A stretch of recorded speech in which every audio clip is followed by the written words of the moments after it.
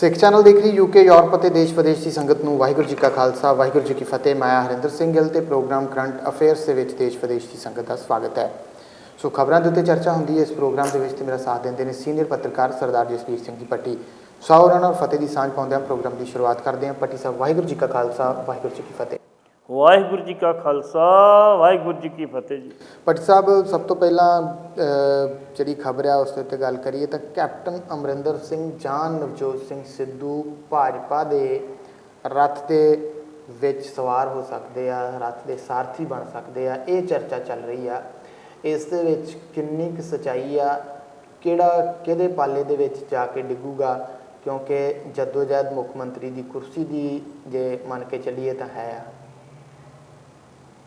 ਜਿੱਥੋਂ ਤੱਕ ਕੈਪਟਨ ਅਮਰਿੰਦਰ ਸਿੰਘ ਤੇ ਸਿੱਧੂ ਦਾ ਸਵਾਲ ਆ ਜੀ, ਦੋਵੇਂ ਸਿੱਧੂ ਨੇ ਜੀ ਤੇ ਦੋਵੇਂ ਇੱਕ ਦੂਜੇ ਨੂੰ ਸਿੱਧੇ ਹੋ ਕੇ ਟੱਕਰੇ ਨੇ ਜੀ ਤੇ ਦੋਵੇਂ ਹੀ ਅਣਖ ਦੇ ਅਣਖੀਲੇ ਬੰਦੇ ਨੇ ਜੀ। ਜਿੱਥੋਂ ਤੱਕ ਸਿੱਧੂ ਦੀ ਗੱਲ ਕਰਦੇ ਆ, ਸਿੱਧੂ ਭਾਜਪਾ ਦੇ ਵਿੱਚੋਂ ਹੀ ਕਾਂਗਰਸ 'ਚ ਆਇਆ ਸੀਗਾ। ਉਹ ਆਇਆ ਇਸ ਕਰਕੇ ਸੀ ਵੀ ਉਹਦੀ ਉੱਥੇ ਅਕਾਲੀਆਂ ਨਾਲ ਬਣਦੀ ਨਹੀਂ ਸੀ ਜੀ। ਦੂਸਰੀ ਚੀਜ਼, ਅਕਾਲੀਆਂ ਦੇ ਕਹਿਣ ਦੇ ਉੱਤੇ ਭਾਜਪਾ ਚਾਹੁੰਦੀ ਸੀ ਵੀ ਸਿੱਧੂ ਸਾਹਿਬ ਤੁਸੀਂ ਪੰਜਾਬ 'ਚ ਨਾ ਕੰਮ ਕਰੋ, ਤੁਸੀਂ ਦਿੱਲੀ ਆ ਜਾਓ, ਹਰਿਆਣੇ ਆ ਜਾਓ, ਮਹਾਰਾਸ਼ਟਰ ਜਿੱਥੇ ਤੁਸੀਂ ਆਓ ਤੁਹਾਨੂੰ ਭੇਜ ਦਿੰਦੇ ਅਸੀਂ। ਉਹਨੇ ਕਿਹਾ ਨਹੀਂ, ਮੈਂ ਪੰਜਾਬ ਨਹੀਂ ਛੱਡਣਾ ਜੀ।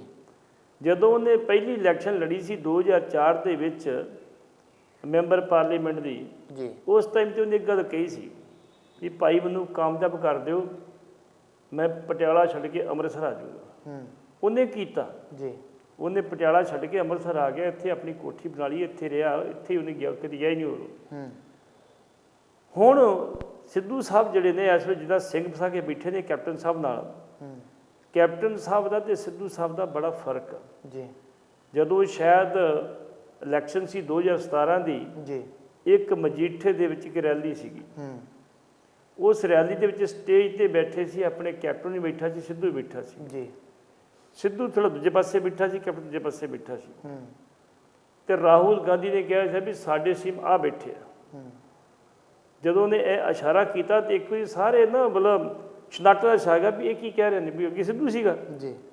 ਫਿਰ ਜਦੋਂ ਲੋਕਾਂ ਨੇ ਜਿਹੜਾ ਸੀ ਛਨਾਟਾ ਛਾ ਵੇਖਿਆ ਉਹਨੇ, ਫਿਰ ਉਹਨੇ ਕਿਹਾ ਜੀ ਕੈਪਟਨ ਅਮਰਿੰਦਰ ਸਿੰਘ। ਉਹ ਸਿੱਧੂ ਨੇ ਵੀ ਕਿਹਾ ਵੀ ਮੈਂ ਨਹੀਂ ਜੀ, ਇਹ ਨਹੀਂ ਕੈਪਟਨ ਸਾਹਿਬ ਦੇ ਸੀਐਮ ਸਾਡੇ। ਇਸ ਕਰਕੇ ਜਿਹੜੀ ਇਹਨਾਂ ਦੀ ਲੜਾਈ ਆ ਕੁਰਸੀ ਦੀ, ਉਹ ਅੱਜ ਦੀ ਨਹੀਂ, ਉਹ ਸ਼ੁਰੂ ਤੋਂ ਚੱਲਦੀ ਜਾਂਦੇ ਆਏ ਨੇ। ਤੇ ਕੈਪਟਨ ਸਾਹਿਬ ਤੇ ਸਿੱਧੂ ਨੂੰ ਲਿਆ ਕੇ ਰਾਜੀ ਨਹੀਂ ਸੀਗੇ। ਉਹਨਾਂ ਨੂੰ ਪਤਾ ਸੀ ਮੇਰਾ ਦਾ ਪੇਚਾ ਪੀਣਾ। ਤੇ ਇਹ ਭਾਜਪਾ ਜੋ ਇਸ ਪਾਸੇ ਆਏ ਤੇ ਅੱਜ ਦੀ ਡੇਟ ਦੇ ਵਿੱਚ ਭਾਜਪਾ ਜਿਸ ਤਰੀਕੇ ਨਾਲ ਕਹਿੰਦੀ ਹੈ ਵੀ ਅਸੀਂ ਕਾਂਗਰਸ ਮੁਕਤ ਦੇਸ਼ ਬਣਾਉਣਾ ਵਾ, ਜਿਵੇਂ ਕਰਨਾਟਕਾ ਦੇ ਵਿੱਚ ਵੇਖੋ ਕਿੱਡਾ ਤਕੜਾ ਨਾਟਕ ਹੋਣ ਡਿਆ, ਗੋਆ 'ਚ ਕੀ ਹੋਇਆ ਵਾ ਜੀ, ਠੀਕ ਹੈ ਨਾ। ਇਸ ਕਰਕੇ ਮੈਂ ਸੋਚਦਾ ਵੀ ਜਿਸ ਤਰੀਕੇ ਨਾਲ ਇਹ ਨਾਟਕ ਹੋ ਰਿਹਾ ਜੀ, ਜੋ ਕੁਝ ਹੋ ਰਿਹਾ ਵਾ ਤੇ ਉਹ ਪੰਜਾਬ ਦੇ ਵਿੱਚ ਵੀ ਆਏਗਾ, ਰਾਜਸਥਾਨ 'ਚ ਵੀ ਆਏਗਾ ਤੇ ਮੱਧ ਪ੍ਰਦੇਸ਼ ਵੀ ਆਏਗਾ। ਪੰਜਾਬ ਦੇ ਵਿੱਚ ਇਸ ਵੇਲੇ ਬੀਜੇਪੀ ਪੂਰੀ ਟਿਕਟਿਕੀ ਲਾ ਕੇ ਬੈਠੀ ਹੈ ਜੀ ਵੀ ਜੇ ਉਹਨਾਂ ਦੀ ਰੇਂਜ ਦੇ ਵਿੱਚ ਕੈਪਟਨ ਆਉਂਦਾ, ਭਾਈ ਤੂੰ ਸਰਕਾਰ ਬਣਾ, ਅਸੀਂ ਤੇਰੀ ਹਮਾਇਤ ਕਰਦੇ ਹਾਂ। ਜੇ ਕੈਪਟਨ ਅਮਰਿੰਦਰ ਸਿੰਘ ਸਰਕਾਰ ਬਣਾਉਂਦਾ, ਉਹਦੇ ਐਮਐਲਏ ਘਟਦੇ ਆ ਤੇ ਅਕਾਲੀ ਵੀ ਸਪੋਰਟ ਕਰਨਗੇ ਤੇ ਬੀਜੇਪੀ ਸਪੋਰਟ ਕਰੂਗੀ ਜੀ। ਉਹਨਾਂ ਕੋਲ 15-16 ਐਮਐਲਏ ਹੈਗੇ ਆ। ਜੇ ਕੈਪਟਨ ਅਮਰਿੰਦਰ ਸਿੰਘ ਸਰਕਾਰ ਬਣਾਉਂਦਾ ਇੱਥੇ ਜੀ, ਦੋਵਾਂ ਦੇ ਵਿੱਚੋਂ ਟੁੱਟ ਕੇ, ਤੇ ਮੈਂ ਇਹ ਚਾਹੁੰਦਾ ਵੀ ਉਹਦੀ ਆਪ ਵਾਲੇ ਸਪੋਰਟ ਕਰਨਗੇ, ਉਹਦੀ ਲੋਕ ਇਨਸਾਫ ਵਾਲੀ ਪਾਰਟੀ ਕਰਨਗੇ ਜੀ, ਬਾਗੀ ਤਲਬ ਆਪਦਾ ਕਰੇਗਾ। ਤੇ ਇਸ ਕਰਕੇ ਸਿੱਧੂ ਸਾਹਿਬ ਨੇ ਪਹਿਲਾਂ ਦਿੱਤੀ ਸੀ 47 ਐਮਐਲਏ ਦੀ, ਦੇ ਵਿੱਚ 2 ਮੰਤਰੀ ਵੀ ਸੀ ਸ਼ਾਮਲ, ਜਿਨ੍ਹਾਂ ਦੀ ਲਿਸਟ ਦਿੱਤੀ ਸੀ। ਅੱਜ ਉਹਨਾਂ ਦੀਆਂ ਕੋਈ 30-32 ਐਮਐਲਏ ਦੀ ਲਿਸਟ ਦਿੱਤੀ ਵੀ ਇਹ ਮੇਰੇ ਨਾਲ ਹੈਗੇ ਜੀ। ਜੇ ਕਿਤੇ ਸਿੱਧੂ ਸਾਹਿਬ ਆਪਣਾ ਧੜਾ ਲੈ ਕੇ ਵੱਖਰੇ ਹੋ ਜਾਂਦੇ ਆ ਤੇ ਸਰਕਾਰ ਟੁੱਟਣੀ ਸੁਭਾਵਿਕ ਹੀ ਹੈ ਜੀ। ਤੇ ਫਿਰ ਜਿੱਤੂ ਸਰਕਾਰ ਬਣੂਗੀ ਉਹਦੀ ਜਿਹਦੀ ਸਪੋਰਟ ਬੀਜੇਪੀ ਕਰੂ ਜੀ। ਬੀਜੇਪੀ ਚਾਹੁੰਦੀ ਹੈ ਪੰਜਾਬ ਦੇ ਵਿੱਚ ਖੱਲਰ ਪਵੇ, ਲੇਕਿਨ ਬੀਜੇਪੀ ਨਾਲ ਜਿਹੜੇ ਉਹਦੇ ਸਾਥੀ ਹੈਗੇ ਅਕਾਲੀ, ਉਹਨਾਂ ਨੂੰ ਚਾਹੁੰਦੀ ਦਬਾਉਣਾ ਵੀ ਇਹਨਾਂ ਦਬਾਇਆ ਜਾਵੇ ਜੀ। ਅੱਗੇ ਕੋਈ ਕਾਰ ਜਾਂਦੀ ਸੀ, ਕਾਰ ਸਾਂਝੀ ਹੁੰਦੀ ਸੀ ਤੇ ਅਕਾਲੀ ਇੱਕ ਡਰਾਈਵਰ ਵੀ ਅਕਾਲੀ ਹੁੰਦਾ ਹੈ ਤੇ ਲੀਡਰ ਵੀ ਅਕਾਲੀ ਕੋਲ ਬੈਠਾ ਹੁੰਦਾ ਹੈ ਜੀ। ਬੀਜੇਪੀ ਵਾਲੇ ਪਿਛਲੀ ਸੀਟ ਤੇ ਬੈਠੇ ਹੁੰਦੇ ਸੀ, ਹੁਣ ਬੀਜੇਪੀ ਅੱਗੇ ਬਣ ਗਏ, ਅਕਾਲੀ ਪਿੱਛੇ ਬਣ ਗਏ ਜੀ। ਇਸ ਕਰਕੇ ਸਿੱਧੂ ਸਾਹਿਬ ਜਿਹੜੇ ਪਿਛਲੇ ਗਏ ਨੇ 2-3 ਦਿਨ ਦਿੱਲੀ ਗਏ ਨੇ ਜੀ, ਉਹ ਕਿਸੇ ਕਾਂਗਰਸ ਨਹੀਂ ਮਿਲੇ। ਉਹ ਜਿੰਨੀਆਂ ਮੁਲਾਕਾਤਾਂ ਕੀਤੀਆਂ ਉਹ ਨਾ ਭਾਜਪਾ ਦੇ ਲੀਡਰਾਂ ਨੇ ਕੀਤੀਆਂ। ਜੇ ਸ਼ੰਕੇ ਪ੍ਰਗਟ ਕਰਦਾ ਵੀ ਸਿੱਧੂ ਕੈਪਟਨ ਸਾਹਿਬ ਕੋਈ ਨਾ ਕੋਈ ਰੰਗ ਲਿਆ ਸਕਦੇ ਆ ਜੀ। ਜੇ ਕਿਤੇ ਉਹਨਾਂ ਨੂੰ ਵੀ ਕਾਂਗਰਸ ਦੇ ਵਿੱਚ ਕਿਸੇ ਕਿਤੇ ਦੀ ਕੋਈ ਮੁਸ਼ਕਲ ਮਹਿਸੂਸ ਹੋਈ, ਤੰਗੀ ਮਹਿਸੂਸ ਹੋਈ। ਪਰ ਸਾਹਿਬ ਇਹ ਹੋ ਕੀ ਰਿਹਾ ਵਾ ਹੁਣ? ਕੈਪਟਨ ਅਮਰਿੰਦਰ ਸਿੰਘ ਜਿਹੜੇ ਆ ਚੰਡੀਗੜ੍ਹ ਆ ਗਏ, ਸਿੱਧੂ ਸਾਹਿਬ ਫਿਰ ਦਿੱਲੀ ਚਲੇ ਗਏ ਆ। ਵੇਖੋ ਕੈਪਟਨ ਅਮਰਿੰਦਰ ਸਿੰਘ ਬੜੇ ਸੋਚ ਕੇ ਪੈਰ ਰੱਖਣ ਦੇ ਉਹਨਾਂ ਨੇ ਅਸਤੀਫਾ ਜਿਹੜਾ ਜਿਹੜੀ 22 ਨਾਲ ਮੀਟਿੰਗ ਲਿਖੀ ਸੀ, ਪਹਿਲਾਂ ਮੇਰੇ ਕੋਲ 18 ਦੀ ਸੀਗੀ, ਹੁਣ ਇਹਨਾਂ 22 ਦੀ ਕਰਤੀ ਹੈ ਜੀ। ਮੰਤਰੀ ਮੰਡਲ ਦੀ ਮੀਟਿੰਗ ਦੇ ਵਿੱਚ ਅਸਤੀਫਾ ਰੱਖਿਆ ਜਾਊਗਾ ਤੇ ਫਿਰ ਸਾਰੇ ਰਾਏ ਲਈ ਜਾਓ, ਦੱਸੋ ਤੁਸੀਂ ਕੀ ਚਾਹੁੰਦੇ, ਕਿੰਨੇ ਬੰਦੇ ਰਾਏ ਦਿੰਦੇ ਆ ਕਿੰਨੇ ਨਹੀਂ ਦਿੰਦੇ, ਉੱਥੇ ਪਤਾ ਲੱਗੂਗਾ। ਲੇਕਿਨ ਮੇਰਾ ਖਿਆਲ ਹੈ ਕਿ ਸਿੱਧੂ ਦੇ ਅਸਤੀਫਾ ਦੇਣ ਦੇ ਵਿੱਚ ਮਨਜ਼ੂਰ ਕਰਨ ਦੇ ਵਿੱਚ ਸਾਰੇ ਹੀ ਕਹਿ ਦੇਣਾ ਮੰਤਰੀਆਂ ਵੀ ਰੱਖ ਲਓ ਜੀ, ਕੋਈ ਗੱਲ ਨਹੀਂ, ਕਰ ਦਿਓ ਤੁਸੀਂ। ਤੇ ਕੈਪਟਨ ਸਾਹਿਬ ਇਸ ਕਰਕੇ ਨਹੀਂ ਕਰਦੇ ਵੀ ਜੇ ਸਿੱਧੂ ਦਾ ਅਸਤੀਫਾ ਮਨਜ਼ੂਰ ਕਰ ਲਿਆ ਤੇ ਉਹਨੇ ਅੰਦਰ ਦੇ ਭੇਦ ਸਾਰੇ ਸਰਕਾਰ ਦੇ ਖੋਲ ਦੇਣੇ, ਕਿੱਥੇ ਕੀ ਹੋਇਆ, ਕਿੱਥੇ ਜਿੱਦਾਂ ਹੈਗਾ ਬਰਬੋਲਾ ਹੈਗਾ, ਉਹ ਇਸ ਗੱਲ ਤੋਂ ਡਰਦੇ ਨੇ ਵੀ ਕੋਈ ਵਿਚਕਾਰਲਾ ਰਸਤਾ ਕੱਢਿਆ ਜਾਵੇ। ਉਹਨਾਂ ਇੱਕ ਦੋ ਮੰਤਰੀ ਵੀ ਲਾਏ, ਉਹਨਾਂ ਦੀ ਮੁਲਾਕਾਤ ਕਰਨ ਵਾਸਤੇ ਵੀ ਸਿੱਧੂ ਲੈ ਕੇ ਉਹ ਮੁਲਾਕਾਤ ਕਰੀ, ਉਹਨਾਂ ਗੱਲਬਾਤ ਕਰੀਏ, ਆਪਾਂ ਦਿੱਲੀ ਜਾਈ ਇੱਥੇ ਦੀ ਮਿਲ ਲਈਏ, ਲੇਕਿਨ ਅਜੇ ਕੋਈ ਇਹਨਾਂ ਸੈਟਿੰਗ ਹੁੰਦੀ ਲੱਗਦੀ ਨਹੀਂ। ਜੇ ਅਖੀਰ ਤੇ ਸਿੱਧੂ ਦੀ ਕੋਈ ਪੇਸ਼ ਨਾ ਗਈ, ਉਹਦੇ ਕੋਲ ਇੱਕੋ ਹੀ ਰਸਤਾ ਹੈ, ਭਾਜਪਾ ਜੀ। ਜੇ ਭਾਜਪਾ ਜੋ ਚਲੇ ਜਾਂਦੇ ਨੇ ਤੇ ਫਿਰ ਭਾਜਪਾ ਉਹਨੂੰ ਮੁੱਖ ਮੰਤਰੀ ਬਣਾ ਦੇਗੀ ਇੱਥੇ। ਜੀ ਬਿਲਕੁਲ। ਪੱਟੀ ਸਾਹਿਬ, ਗੱਲ ਜੇ ਧਾਰਮਿਕ ਖੇਤਰ ਦੀ ਕਰੀਏ ਤਾਂ ਇੱਕ ਬੜੀ ਵੱਡੀ ਖਬਰ ਧਾਰਮਿਕ ਪੱਖ ਤੋਂ ਵੀ ਆ ਰਹੀ ਹੈ, ਜਿਹੜੀ ਕਿ ਨਨਕਾਣਾ ਸਾਹਿਬ ਤੋਂ 25 ਜੁਲਾਈ ਨੂੰ ਆਉਣ ਵਾਲਾ ਨਗਰ ਕੀਰਤਨ, ਜਿਸ ਦੀ ਤਰੀਕ 1 ਅਗਸਤ ਕੀਤੀ ਗਈ ਆ, ਉਹ ਰੱਦ ਹੁੰਦਾ ਨਜ਼ਰ ਆ ਰਿਹਾ ਕਿਤੇ ਨਾ ਕਿਤੇ। ਭਾਜਪਾ ਦੇ ਵੱਲੋਂ ਅੱਖਾਂ ਜਿਹੜੀਆਂ ਦਿਖਾਈਆਂ ਜਾ ਰਹੀਆਂ, ਸ਼੍ਰੋਮਣੀ ਗੁਰਦੁਆਰਾ ਪ੍ਰਬੰਧਕ ਕਮੇਟੀ ਜਿਹੜੀ ਆ ਉਹ ਇਹ ਨਗਰ ਕੀਰਤਨ ਜਿਹੜਾ ਆ ਉਹ ਲਿਆਉਣਾ ਚਾਹੁੰਦੀ ਸੀ ਸੁਲਤਾਨਪੁਰ ਲੋਧੀ ਤੇ ਭਾਰਤ ਦੇ ਵੱਖ-ਵੱਖ ਹਿੱਸਿਆਂ ਦੇ ਵਿੱਚ ਲਿਜਾਣ ਵਾਸਤੇ। ਸੋ ਤੁਸੀਂ ਕਿਵੇਂ ਦੇਖਦੇ ਹੋ, ਭਾਜਪਾ ਦੇ ਅੱਖਾਂ ਵਿਖਾਉਣ ਦੇ ਨਾਲ ਇਹ ਨਗਰ ਕੀਰਤਨ ਜਿਹੜਾ ਆ ਉਹ ਰੱਦ ਹੋ ਸਕਦਾ ਆ ਜਾਂ ਕੀ ਹੋਊਗਾ ਇਹਦਾ? ਪਹਿਲੀ ਗੱਲ ਤੇ ਇਹ ਜੀ ਨਗਰ ਕੀਰਤਨ ਜਿਹੜਾ ਸ਼ੁਰੂਆਤ ਕੀਤੀ ਸੀ ਪਰਮਜੀਤ ਸਿੰਘ ਸਰਨੇ ਹੋਰਾਂ ਨੇ ਜੀ, ਸਰਦਾਰ ਪਰਮਜੀਤ ਸਿੰਘ ਸਰਨਾ ਨੇ 2016 ਦੇ ਵਿੱਚ ਇੱਕ ਸੁਪਨਾ ਲਿਆ ਸੀ ਵੀ ਮੈਂ 2005 ਦੇ ਵਿੱਚ ਦਿੱਲੀ ਤੋਂ ਲੈ ਕੇ ਨਨਕਾਣਾ ਸਾਹਿਬ ਤੱਕ ਨਗਰ ਕੀਰਤਨ ਲੈ ਕੇ ਗਿਆ ਸੀਗਾ। ਹੁਣ ਗੁਰੂ ਦਾ 550 ਸਾਲਾਂ ਤੇ ਮੇਰੀ ਆਪਣੀ ਇੱਛਾ ਵੀ ਮੈਂ ਇੱਕ ਕੋਈ ਨਗਰ ਕੀਰਤਨ ਫਿਰ ਲੈ ਕੇ ਜਾਵਾਂ। ਉਹਨੇ ਇੱਕ ਐਪਲੀਕੇਸ਼ਨ ਉੱਥੋਂ ਦੀ ਔਕਾਫ ਬੋਰਡ ਨੂੰ ਤੇ ਉੱਥੋਂ ਦੀ ਕਮੇਟੀ ਦਿੱਤੀ ਸੀ ਪਾਕਿਸਤਾਨ ਦੀ, ਉਹਨਾਂ ਨੇ ਉੱਤੇ ਫੈਸਲਾ ਲੈ ਕੇ ਜਿਹੜਾ ਸੀ ਇਹਨਾਂ ਨੂੰ ਕਹਿ ਦਿੱਤਾ 2017 ਦੇ ਵੀ ਤੁਸੀਂ ਨਗਰ ਕੀਰਤਨ ਲੈ ਕੇ ਆਓ। ਤੇ 2018 ਦੇ ਵਿੱਚ ਵੀ ਇਹਨਾਂ ਨੂੰ ਚਿੱਠੀ ਦਿੱਤੀ ਇੱਕ ਉਹਨਾਂ ਨੇ, ਤੇ 2019 ਚ ਇਹਨਾਂ ਪੱਕੀ ਚਿੱਠੀ ਦੇ ਦਿੱਤੀ ਕਿ 2018 ਚਿੱਠੀ ਮਿਲੀ ਸੀ ਜਿਹੜੀ ਉਹ ਫੋਟੋਸਟੇਟ ਸੀ, ਮਤਲਬ ਉੱਥੋਂ ਉਹਨਾਂ ਨੇ ਈਮੇਲ ਤੇ ਪਾਈ ਸੀ, ਫੋਟੋਸਟੇਟ ਸੀਗੀ। ਇੱਥੇ 2019 ਚ ਉਹਨਾਂ ਨੇ ਅਪ੍ਰੈਲ ਦੇ ਵਿੱਚ ਜਿਹੜੀ ਪੱਕੀ ਚਿੱਠੀ ਦੇ ਦਿੱਤੀ, ਇਹ ਗਿਆ ਸੀ ਚਿੱਠੀ ਦਿੱਤੀ ਵੀ ਤੁਸੀਂ ਨਗਰ ਕੀਰਤਨ ਲੈ ਕੇ ਆਓ। ਹੁਣ ਇਹ ਨਗਰ ਕੀਰਤਨ ਦੇ ਲੈ ਕੇ ਜਿਹੜਾ ਸੀ ਜਿਹੜੀ ਸ਼੍ਰੋਮਣੀ ਕਮੇਟੀ ਉਹਨਾਂ ਕਿਹਾ ਵੀ ਅਸੀਂ ਵੀ ਨਗਰ ਕੀਰਤਨ ਖੜਨਾ। ਉਹ ਰੂਪ ਸਿੰਘ ਹੋਰੀ ਪਾਕਿਸਤਾਨ ਗਏ ਸੀਗੇ ਮਹਾਰਾਜਾ ਰਣਜੀਤ ਸਿੰਘ ਬਰਸੀ ਤੇ, ਇਹਨਾਂ ਉੱਥੋਂ ਦੇ ਜਿਹੜੇ ਸੀ ਅਧਿਕਾਰੀ ਉਹਨਾਂ ਨੇ ਗੱਲ ਕੀਤੀ ਵੀ ਸ਼੍ਰੋਮਣੀ ਕਮੇਟੀ ਨੂੰ ਦੱਸ ਦਿੱਤੀ ਜਾਵੇ ਕਿ ਸ਼੍ਰੋਮਣੀ ਕਮੇਟੀ ਚਾਹੁੰਦੀ ਵੀ 25 ਜੁਲਾਈ ਤੋਂ ਅਸੀਂ ਨਗਰ ਕੀਰਤਨ ਨਨਕਾਣਾ ਸਾਹਿਬ ਲੈ ਕੇ ਤੇ ਸੁਲਤਾਨਪੁਰ ਲੋਧੀ ਤੱਕ ਜਾਈਏ। ਚੰਗੀ ਗੱਲ ਸੀ ਜਿੱਥੋਂ ਕਿ ਮੇਰਾ ਖਿਆਲ ਪਰਮਿਸ਼ਨ ਮਿਲ ਗਈ ਸੀ ਇਹਨਾਂ ਨੂੰ। ਜੇ ਉਹ ਪਰਮਿਸ਼ਨ ਮਿਲ ਗਈ ਸੀ, ਹੁਣ ਰੋਕ ਕਿਉਂ ਲੱਗੀ? ਸ਼੍ਰੋਮਣੀ ਕਮੇਟੀ ਨੇ ਕੀ ਕੀਤਾ ਵੀ ਇੱਕ ਸੱਦਾ ਦਿੱਤਾ ਇਮਰਾਨ ਖਾਨ ਨੂੰ, ਔਰ ਇਮਰਾਨ ਖਾਨ ਨੇ ਹਾਮੀ ਭਰਤੀ ਵੀ ਮੈਂ ਜ਼ਰੂਰ ਆਊਂਗਾ ਉੱਥੇ। ਇਮਰਾਨ ਖਾਨ, ਜੋ ਮੈਂ ਆਪਣੇ ਕੋਲ ਨਹੀਂ ਕਹਿ ਰਿਹਾ, ਇਹ ਉੱਥੇ ਸ਼੍ਰੋਮਣੀ ਕਮੇਟੀ ਦੇ ਗਲਿਆਰਿਆਂ 'ਚ ਚਰਚਾ ਵਾ। ਸੈਂਟਰ ਸਰਕਾਰ ਨੇ ਅਕਾਲੀਆਂ ਨੂੰ ਖਿੱਚਿਆ ਵੀ ਤੁਸੀਂ ਵੇਖੋ ਸਾਨੂੰ ਤੇ ਬੁਲਾਇਆ ਨਹੀਂ, ਉੱਥੇ ਆਓ। ਇਮਰਾਨ ਨੂੰ ਤੁਸੀਂ ਬੁਲਾਉਂਦੇ ਹੋ, ਕੌਣ ਲਾਉਣਾ ਉੱਥੇ? ਜਦੋਂ ਇਹਨਾਂ ਦੀ ਪੂਰੀ ਖਿਚਾਈ ਕੀਤੀ ਤੇ ਇਹਨਾਂ ਨੇ ਉਹ ਹਾਲ ਦੀ ਘੜੀ ਜਿਹੜਾ ਸੀ ਨਗਰ ਕੀਰਤਨ ਜਿਹੜਾ ਸੀ ਪੋਸਟਪੋਨ ਪਾਤਾ। ਇਹ ਕਹਿੰਦੇ ਜੀ ਮੌਸਮ ਠੀਕ ਨਹੀਂ ਸੀ, ਮੌਸਮ ਕਰਕੇ ਕੀਤਾ ਅਸੀਂ ਅਗਸਤ ਲੈ ਕੇ ਆ ਜਾਵਾਂਗੇ, ਸਤੰਬਰ 'ਚ ਲੈ ਕੇ ਆ ਜਾਵਾਂਗੇ। ਤੇ ਮੈਂ ਤੁਹਾਨੂੰ ਇਹ ਦੱਸ ਦਿਆਂ, ਇਹ ਗੱਲ ਜਦੋਂ ਜੱਗ ਜ਼ਾਹਰ ਹੋ ਗਈ ਤੇ ਹੁਣ ਇਹਨਾਂ ਨੂੰ ਪਰਮਿਸ਼ਨ ਮਿਲਣੀ ਵੀ ਨਹੀਂ, ਕਿਉਂਕਿ ਇਮਰਾਨ ਖਾਨ ਜੇ ਸ਼ਾਮਲ ਹੋਣਾ ਤੇ ਆਪਣੇ ਦੇਸ਼ ਸ਼ਾਮਲ ਹੋਣਾ ਸੀ ਉਹਨੇ ਬਾਰਡਰ ਕ੍ਰੋਸ ਨਹੀਂ ਕਰਨਾ। ਉਹ ਤੁਸੀਂ ਨਾ ਵੀ ਸਕਦੇ ਤਾਂ ਵੀ ਆ ਸਕਦਾ ਸੀਗਾ, ਤੇ ਜੇ ਉਹ ਸੱਦਿਆ ਪੱਤਰ ਦਿੱਤਾ ਤੇ ਉਹਨੇ ਆਉਣ ਦੀ ਗੱਲ ਕੀਤੀ, ਮਾੜੀ ਗੱਲ ਨਹੀਂ ਸੀ। ਲੇਕਿਨ ਸਾਡੀ ਹਿੰਦੁਸਤਾਨ ਦੀ ਸਰਕਾਰ ਨੂੰ ਉਹ ਹਜ਼ਮ ਨਹੀਂ ਹੋਇਆ, ਜਿਹਦੇ ਕਰਕੇ ਜਿਹੜਾ ਅਸੀਂ ਹੁਣ ਇਹਨਾਂ ਨੇ ਕੀਤਾ ਵੀ ਇਹਨੂੰ ਪੋਸਟਪੋਨ ਕਰ ਦਿਓ, ਜੋ ਅਗਾਂਹ ਡੇਟ ਮਿਲੇਗੀ ਮੁੜ ਕੇ ਅਸੀਂ ਜਿਹੜਾ ਵਾ ਉਹ ਇਮਰਾਨ ਖਾਨ ਨੂੰ ਨਹੀਂ ਬੁਲਾਵਾਂਗੇ। ਲੇਕਿਨ ਮੈਂ ਸੋਚਦਾ ਵਾਂ ਵੀ ਇਮਰਾਨ ਖਾਨ ਜੇ ਨਹੀਂ ਬੁਲਾਉਂਦੇ, ਜਿਹਨੇ ਏਡਾ ਵੱਡਾ ਲਾਂਘੇ ਦੀ ਗੱਲ ਕੀਤੀ ਹੈ, ਜੇ ਆ ਜਾਂਦਾ ਤਾਂ ਕਿਸੇ ਨੂੰ ਇਤਰਾਜ਼ ਨਹੀਂ ਹੋਣਾ ਚਾਹੀਦਾ। ਭੱਟੀ ਸਾਹਿਬ, ਬਿਕਰਮਜੀਤ ਸਿੰਘ ਮਜੀਠੀਆ ਲੰਮਾ ਸਮਾਂ ਘਿਰੇ ਰਹੇ ਆ ਡਰੱਗ ਮਾਮਲੇ ਦੇ ਵਿੱਚ, ਤੇ ਹੁਣ ਵੀ STF ਦੇ ਜਿਹੜੇ ਨਵੇਂ DGP ਹਰਪ੍ਰੀਤ ਸਿੰਘ ਆ, ਉਹ 6000 ਕਰੋੜ ਦੀ ਜਿਹੜੀ ਡਰੱਗ ਸਕੈਂਡਲ ਦਾ ਮਾਮਲਾ, ਉਸ ਦੇ ਵਿੱਚ ਜਾਂਚ ਜਿਹੜੀ ਆ ਉਹ ਕਰ ਸਕਦੇ ਆ, ਪੁੱਛਗਿੱਛ ਹੋ ਸਕਦੀ ਆ। ਤੁਸੀਂ ਕਿਸ ਨਜ਼ਰੀਏ ਦੇ ਨਾਲ ਇਸ ਚੀਜ਼ ਨੂੰ ਦੇਖਦੇ ਹੋ ਕਿ ਵਾਕਿਆ ਹੀ ਅੱਛੇ ਤਰੀਕੇ ਨਾਲ ਪੁੱਛਗਿੱਛ ਹੋਏਗੀ, ਇਸ 'ਚੋਂ ਕੁਝ ਨਿਕਲ ਕੇ ਵੀ ਆਏਗਾ, ਜਾਂ ਫਿਰ ਪਹਿਲਾਂ ਵਾਂਗੂ ਗੋਂਗਲੂਆਂ ਤੋਂ ਮਿੱਟੀ ਝਾੜੀ ਜਾਏਗੀ? ਹਰਪ੍ਰੀਤ ਸਿੰਘ ਸਿੱਧੂ ਜੀ ਕੀ ਈਮਾਨਦਾਰ ਅਫਸਰ ਔਰ ਦੂਰੋਂ ਨੇੜਿਓਂ ਬਿਕਰਮ ਸਿੰਘ ਮਜੀਠੀ ਦਾ ਰਿਸ਼ਤੇਦਾਰ ਵੀ ਆ ਜੀ, ਲੇਕਿਨ ਇੱਟ ਵੱਟੇ ਦਾ ਵੈਰ ਆ ਜੀ। ਪਿੱਛੇ ਜੇ ਬਿਕਰਮ ਸਿੰਘ ਮਜੀਠੀ ਨੇ ਕਹਿ ਵੀ ਦਿੱਤਾ ਸੀ ਕਿ ਪ੍ਰੈਸ ਕਾਨਫਰੰਸ ਦੇ ਵਿੱਚ ਮੇਰੇ ਹੈ ਤੇ ਰਿਸ਼ਤੇਦਾਰ ਨੇ ਉਹ, ਤੇ ਸਿੱਧੂ ਸਾਹਿਬ ਦਾ ਨਾਲ ਬਿਆਨ ਆ ਗਿਆ ਸੀ ਮੇਰਾ ਕੋਈ ਰਿਸ਼ਤੇਦਾਰ ਨਹੀਂ ਹੈਗਾ, ਅਸੀਂ ਇਨਸਾਫ ਦੀ ਗੱਲ ਕਰਾਂਗੇ, ਇਨਸਾਫ ਦਾ ਨਿਬੇੜਾਂਗੇ ਜੀ। ਜਦੋਂ ਉਹਨਾਂ ਕਿ ਮੇਰਾ ਕੋਈ ਰਿਸ਼ਤੇਦਾਰ ਨਹੀਂ, ਤੇ ਹੁਣ ਉਦੋਂ ਉਹਨਾਂ ਦੀ ਇਹ ਹੈਗਾ ਸੀ ਵੀ ਬਿਕਰਮ ਮਜੀਠੀਆ ਜਿਹੜਾ ਸੀ ਉਹਨਾਂ ਦੇ ਟਾਰਗੇਟ ਤੇ ਸੀਗਾ, ਉਹਨਾਂ ਦੀ ਹਿੱਟ ਲਿਸਟ ਤੇ ਸੀਗਾ ਜੀ। ਜਿਸ ਵਿਅਕਤੀ ਦੇ ਬਾਰੇ 6,000 ਕਰੋੜ ਦਾ ਡਰੱਗ ਸਕੈਂਡਲ ਕਰਨ ਵਾਲਾ ਜਗਦੀਸ਼ ਸਿੰਘ ਭੋਲਾ ਸਾਬਕਾ ਡੀਐਸਪੀ ਪੰਜਾਬ ਪੁਲਿਸ, ਜਿਹੜਾ ਬੰਦਾ ਕੋਰਟ 'ਚ ਖਲੋ ਕੇ ਕਹਿ ਸਕਦਾ ਵੀ ਸਾਡਾ ਸਰਗੜਾ ਜਿਹੜਾ ਵਾ ਬਿਕਰਮ ਸਿੰਘ ਮਜੀਠੀਆ ਜੀ, ਉਹਨੇ ਸਾਰੇ ਪ੍ਰਪੰਚ ਰਚੇ, ਉਹ ਧੰਦਾ ਕਰਦਾ, ਅਸੀਂ ਤੇ ਪੈਡਲਰ ਹੈਗੇ ਜੀ। ਮੈਂ ਸੋਚਦਾ ਵੀ ਉਸ ਤੋਂ ਬਾਅਦ ਚਾਹੀਦਾ ਇਹ ਸੀ ਵੀ ਬਿਕਰਮ ਸਿੰਘ ਮਜੀਠੀਆ ਦੀ ਉਸ ਵੇਲੇ ਗ੍ਰਿਫਤਾਰੀ ਹੁੰਦੀ, ਕਿਸੇ ਗ੍ਰਿਫਤਾਰੀ ਨਹੀਂ ਕੀਤੀ ਕਿਉਂਕਿ ਸਰਕਾਰ ਅਕਾਲੀਆਂ ਦੀ ਸੀ ਜੀ। ਹੁਣ ਪੋਸੀਬਿਲਿਟੀ ਆ ਵੀ ਜਿਹੜੇ ਹਰਪ੍ਰੀਤ ਸਿੰਘ ਉਹ ਆਮਦਨੀ ਦਾ ਕੰਮ ਕਰਨਗੇ, ਜੇ ਉਹ ਕਰਦੇ ਆ ਤੇ ਕਿਤੇ ਮੈਂ ਸੋਚਦਾ ਵੀ ਉਹੀ ਗੱਲ ਨਾ ਹੋਵੇ ਵੀ ਜਿਹੜੀ ਆਪਾਂ ਗੱਲ ਕਰਨ ਰਹੇ ਆ ਜੀ ਕਿ ਉਹਦੀ ਗ੍ਰਿਫਤਾਰੀ ਦੀ।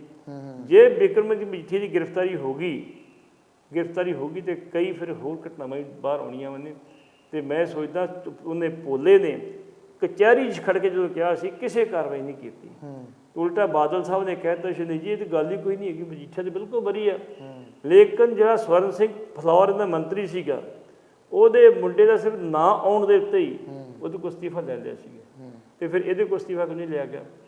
ਤੇ ਜੇ ਕਿਤੇ ਹਰਪ੍ਰੀਤ ਸਿੰਘ ਨੇ, ਮੈਂ ਸੋਚਦਾ ਵੀ ਇਮਾਨਦਾਰੀ ਨਾਲ ਜਿਹੜੀ ਸੀ ਪੂਰੀ ਦਾ ਜਾਂਚ ਕੀਤੀ ਤੇ ਮਜੀਠੀਆ ਹੋਰੀ ਕਾਬੂ ਆ ਸਕਦੇ। ਭੱਟੀ ਸਾਹਿਬ, ਕਲੋਜ਼ਰ ਰਿਪੋਰਟ ਦਾ ਬੜਾ ਮਾਮਲਾ ਚਰਚਾ ਦੇ ਵਿੱਚ ਹੈਗਾ, ਵੱਖ-ਵੱਖ ਜਥੇਬੰਦੀਆਂ ਵੀ ਬਿਆਨ ਦੇ ਰਹੀਆਂ ਵਾ, ਅਕਾਲੀ ਦਲ ਵੀ ਬਿਆਨ ਦੇ ਰਿਹਾ, ਸਰਕਾਰ ਵੀ ਆਪਣੇ ਤੌਰ ਦੇ ਉੱਤੇ ਬਿਆਨ ਦੇ ਰਹੀ ਆ, ਇਹ ਗੱਲਾਂ ਬਾਤਾਂ ਜਿਹੜੀਆਂ ਆ ਉਹ ਚੱਲ ਰਹੀਆਂ ਨੇ। ਸੋ ਕਲੋਜ਼ਰ ਰਿਪੋਰਟ ਦਾ ਪੰਜਾਬ ਪੁਲਿਸ ਦੀ ਜਿਹੜੀ SIT ਜਿਹੜੀ ਸਪੈਸ਼ਲ ਇਨਵੈਸਟੀਗੇਸ਼ਨ ਟੀਮ ਜਿਹੜੀ ਜਾਂਚ ਕਰ ਰਹੀ ਹੈ ਉਸ ਦੇ ਉੱਤੇ ਕੋਈ ਅਸਰ ਨਹੀਂ ਪਏਗਾ, ਇਹ ਕੁੰਵਰ ਵਿਜੇ ਪ੍ਰਤਾਪ ਸਿੰਘ ਨੇ ਕਿਹਾ ਆ। ਵਾਕਿਆ ਹੀ ਇਸ ਦੇ ਉੱਤੇ ਉਸ ਚੀਜ਼ ਦਾ ਕੋਈ ਅਸਰ ਨਹੀਂ ਪਏਗਾ, ਇਹ ਜਾਂਚ ਆਪਣੇ ਤੌਰ 'ਤੇ ਕਰਨਗੇ ਸਾਰੀ? ਬਿਲਕੁਲ ਤੁਹਾਡੀ ਠੀਕ ਗੱਲ ਆ ਜੀ। ਤੇ ਇਸ ਦਾ ਫਾਇਦਾ ਵੀ ਹੋਊਗਾ ਕੋਈ? ਮੈਂ ਦੱਸਦਾ ਜੀ, ਜਿਹੜੀ CBI ਨੂੰ ਜਾਂਚ ਦਿੱਤੀ ਸੀ ਉਹ ਬਾਦਲ ਸਰਕਾਰ ਨੇ ਆਪ ਦਿੱਤੀ ਸੀ ਜੀ। ਉਹ CBI ਦੀ ਜਿਹੜੀ ਜਾਂਚ ਕੀਤੀ ਗਈ, CBI ਨੇ ਕਹਿ ਦਿੱਤਾ ਜੀ ਸਾਨੂੰ ਉੱਥੇ ਪ੍ਰੂਫ ਨਹੀਂ ਮਿਲਦੇ, ਕੋਈ ਪੈਰਾਂ ਦੇ ਨਹੀਂ ਮਿਲਦੇ, ਕੋਈ ਹੱਥਾਂ ਦੇ ਨਹੀਂ ਮਿਲਦੇ, ਕੁਝ ਨਹੀਂ ਮਿਲਿਆ ਸਾਨੂੰ, ਇਸ ਕਰਕੇ ਇਹ ਕੇਸ ਨੂੰ ਬੰਦ ਕਰ ਦਿੱਤਾ ਜਾਵੇ, ਤੁਸੀਂ ਕਲੋਜ਼ਰ ਰੂਪ ਪੇਸ਼ ਕਰਨਾ ਹੈ। ਉਹਦਾ ਫਾਇਦਾ ਇਹ ਹੋਇਆ ਵੀ ਜਿਹੜੇ ਉਹ ਬਿੱਟੂ ਦੇ ਨਾਲ ਸਾਥੀ ਸੀ ਸ਼ਕਤੀ ਸਿੰਘ ਹੋਰੀ ਜੀ, ਉਹਨਾਂ ਬੰਦਿਆਂ ਨੂੰ ਜ਼ਮਾਨਤ ਮਿਲ ਗਈ, ਕਿ ਡਿਸਮਿਸਲ ਟਾਈਮ ਲੱਗੂਗਾ। ਉਹਨਾਂ ਨੂੰ ਜ਼ਮਾਨਤ ਮਿਲਣ ਤੋਂ ਬਾਅਦ ਇੱਕ ਰੌਲਾ ਪੈ ਗਿਆ, ਸਿਆਸਤ ਸ਼ੁਰੂ ਹੋ ਗਈ ਜੀ। ਸੁਖਬੀਰ ਸਿੰਘ ਬਾਦਲ ਨੇ ਕਿਹਾ ਕਿ ਅਸੀਂ ਰੱਦ ਕਰਦੇ ਹਾਂ ਜੀ, ਇਹ ਜਿਹੜੀ ਜਾਂਚ ਜਿਹੜੀ ਆ ਉਹ ਜੇ ਹੋਣੀ ਚਾਹੀਦੀ ਹੈ, ਇਹ ਕਲੋਜ਼ਰ ਰਿਪੋਰਟ ਰੱਦ ਕਰਦੇ ਹਾਂ ਜੀ। ਸ਼੍ਰੋਮਣੀ ਕਮੇਟੀ ਨੇ ਕਹਿ ਦਿੱਤਾ ਆਪਣੀ ਐਗਜ਼ੈਕਟਿਵ ਕਮੇਟੀ ਵਿੱਚ ਵੀ ਅਸੀਂ ਰੱਦ ਕਰਦੇ ਹਾਂ, ਕੱਲਾ ਭਾਈ ਰੱਦ ਕਰਨਾ ਕੁਛ ਨਹੀਂ ਬਣਦਾ। ਸੁਖਬੀਰ ਸਿੰਘ ਬਾਦਲ ਨੇ ਕਹਿ ਦਿੱਤਾ ਵੀ ਅਸੀਂ ਹੋਮ ਮਿਨਿਸਟਰ ਆਫ ਇੰਡੀਆ ਨੂੰ ਮਿਲਾਂਗੇ ਜੀ, ਵੀ ਇਹਨਾਂ ਦੇ ਖਿਲਾਫ ਕਾਰਵਾਈ ਕੀਤੀ ਜਾਵੇ, ਕਿਉਂ ਰੱਦ ਕੀਤੇ, ਇਹਨਾਂ ਦੇ ਕੇਸ ਚੱਲਿਆ ਵੇ, ਕਿਉਂ ਉਹਨੂੰ ਬੰਦ ਕਰ ਰਹੇ ਤੁਸੀਂ ਜੀ, ਇਹ ਚਲਾਓ। ਲੇਕਿਨ ਉਹਦੇ ਵਿੱਚ ਉਹਦੇ ਬਾਰੇ ਕੁਛ ਨਹੀਂ ਆਇਆ। ਲੇਕਿਨ ਕੁੰਵਰ ਵਿਜੇ ਪ੍ਰਤਾਪ ਨੇ ਇੰਨੀ ਗੱਲ ਕਹੀ ਆ ਵੀ ਜਿਹੜੀ ਸਿੱਟ ਜਾਂਚ ਕਰ ਰਹੀ ਪੂਰੇ ਮਾਮਲੇ ਦੀ, ਉਹਦਾ ਅਸੀਂ ਇੱਕ ਮੁੱਖ ਚਲਾਨ ਪੇਸ਼ ਕਰਤਾ, ਸਪਲੀਮੈਂਟ ਚਲਾਨ ਅਸੀਂ ਪੇਸ਼ ਕਰਨਾ ਵਾ, ਇਹਦੇ ਕਲੋਜ਼ਰ ਰਿਪੋਰਟ ਲੈਣ ਨਾਲ ਉਹਦਾ ਕੋਈ ਫਰਕ ਨਹੀਂ ਪਏਗਾ ਜੀ, ਕਿ ਜੋ ਕੁਝ ਕਲੋਜ਼ਰ ਰਿਪੋਰਟ 'ਚ ਹੈਗਾ ਉਹ ਸਾਰੇ ਦਾ ਸਾਰਾ ਜਿਹੜਾ ਉਹ ਦੂਜੀ ਚੱਲ ਜਾਣਾ ਉਹਦੇ 'ਚ ਨਵੀਂ ਰਿਪੋਰਟ ਦੇ ਵਿੱਚ, ਤੇ ਨਵੀਂ ਰਿਪੋਰਟ ਦੇ ਵਿੱਚ ਆ ਜਾਂਦਾ। ਤੇ ਫਿਰ ਮੈਂ ਸੋਚਦਾ ਵੀ ਇਹਦੀ ਟੋਕੀ ਕੋਈ ਨਹੀਂ, ਜੇ ਕਲੋਜ਼ ਹੋ ਗਈ ਤਾਂ ਹੋ ਜਾਣ ਦਿਓ, ਕੀ ਫਰਕ ਪੈਣ ਲੱਗਾ। ਭੱਟੀ ਸਾਹਿਬ, ਕਰਤਾਰਪੁਰ ਸਾਹਿਬ ਲਾਂਘੇ ਦਾ ਸਵਾਗਤ ਕੀਤਾ ਗਿਆ ਅਮਰੀਕਾ ਦੇ ਵੱਲੋਂ, ਸਵਾਗਤ ਉੱਥੋਂ ਦੇ ਸਿੱਖਾਂ ਨੇ ਕੀਤਾ ਹੈ ਜਾਂ ਸਰਕਾਰ ਨੇ ਕੀਤਾ ਹੈ, ਜਾਂ ਕਿਸ ਨੇ ਸਵਾਗਤ ਕੀਤਾ ਆ, ਤੇ ਕਿਹੜੇ ਹਿਸਾਬ ਨਾਲ ਉਹਨਾਂ ਨੇ ਇਹ ਗੱਲ ਕੀਤੀ ਆ? ਵੇਖੋ ਜੀ, ਅਮਰੀਕਾ ਦਾ ਇੱਕ ਅਧਿਕਾਰੀ ਆ ਮਾਰਗਨ ਜੀ ਆਰਟਾਰਸ ਜੀ, ਅਮਰੀਕੀ ਅਧਿਕਾਰੀ ਹੈ, ਬੜਾ ਤਕੜਾ ਅਧਿਕਾਰੀ ਹੈ ਜੀ। ਉਹਨੇ ਇੱਕ ਬਿਆਨ ਦਾਗਿਆ ਵਾ ਵੀ ਅਸੀਂ ਇਸ ਤੋਂ ਬੜੇ ਖੁਸ਼ ਹਾਂ ਵੀ ਪਾਕਿਸਤਾਨ ਦੇ ਵਿੱਚ ਤੇ ਹਿੰਦੁਸਤਾਨ ਦੇ ਵਿੱਚ ਜਿਹੜੇ ਰਿਸ਼ਤੇ ਜਿਹੜੇ ਸੁਧਰ ਰਹੇ, ਤੇ ਕਰਤਾਰਪੁਰ ਦਾ ਲਾਂਘਾ ਗੁਰੂ ਨਾਨਕ ਦੇਵ ਜੀ ਨੂੰ ਸਮਰਪਿਤ ਆ। ਤੇ ਮੈਂ ਸੋਚਦਾ ਵੀ ਇਹ ਲਾਂਘਾ ਖੁੱਲ੍ਹਣ ਤੋਂ ਬਾਅਦ ਜਿਹੜੇ ਕੋਈ ਹੋਰ ਲਾਂਘੇ ਵੀ ਖੁੱਲ੍ਹ ਸਕਦੇ।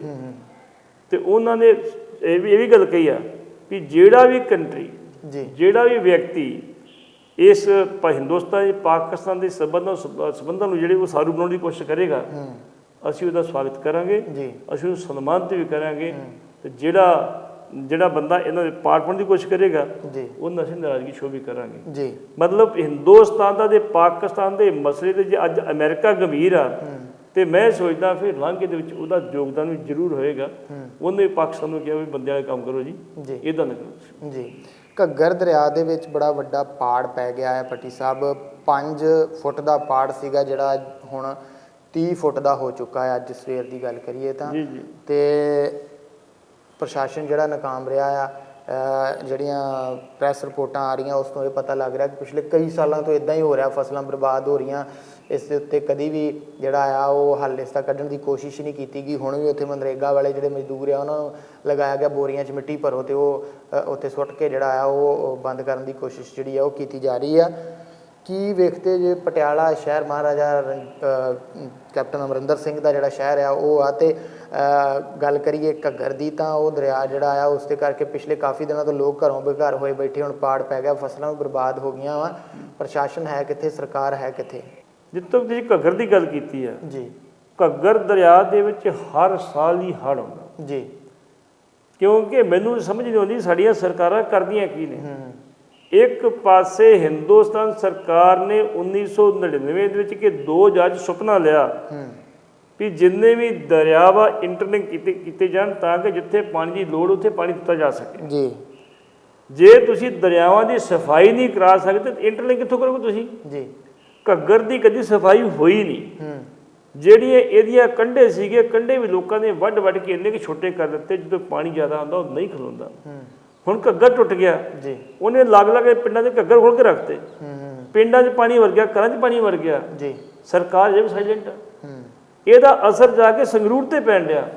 ਸੰਗਰੂਰ ਦੇ ਵਿੱਚ ਉਹਨਾਂ ਨੇ ਆਰਮੀ ਬੁਲਾ ਲਈ ਵੀ ਆਰਮੀ ਨੂੰ ਭੇਜੋ ਤੁਸੀਂ ਇੱਥੇ, ਸਾਡਾ ਬਹੁਤ ਖਤਰੇ ਤੋਂ ਉੱਪਰ ਚੱਲ ਰਿਹਾ ਕੰਮ ਜੀ। ਬਠਿੰਡੇ ਤੁਸੀਂ ਵੇਖ ਲਓ, ਮੀਂਹ ਥੋੜਾ ਜਿਹਾ ਪਿਆ ਤੇ ਬਠਿੰਡੇ ਦੇ ਵਿੱਚ ਜਿਹੜਾ IG ਆ ਉਹਦੇ ਆਪਣੇ ਘਰ ਦੇ ਵਿੱਚ 6-6 ਫੁੱਟ ਪਾਣੀ ਪਿਆ ਉੱਥੇ ਜੀ। ਜਿਹੜਾ DC ਆ ਉਹਦੇ ਘਰ 'ਚ ਪਾਣੀ 4-4 ਫੁੱਟ ਪਿਆ ਵਾ।